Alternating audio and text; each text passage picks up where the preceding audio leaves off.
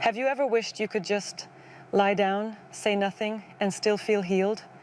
No pills, no pressure, just peace. That's what happens in a Reiki session. You walk into a quiet space. No white coats, no harsh lights, just warmth, incense, stillness.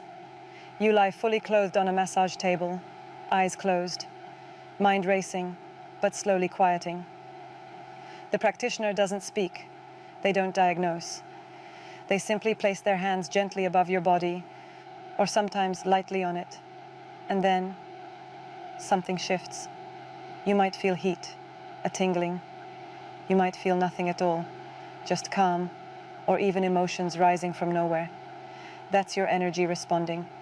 That's your body remembering how to heal. There's no right way to experience Reiki. Some people cry, some fall asleep. Some leave with clarity they didn't know they needed. Reiki doesn't force. It flows. It goes where it's needed, even if you don't know where that is.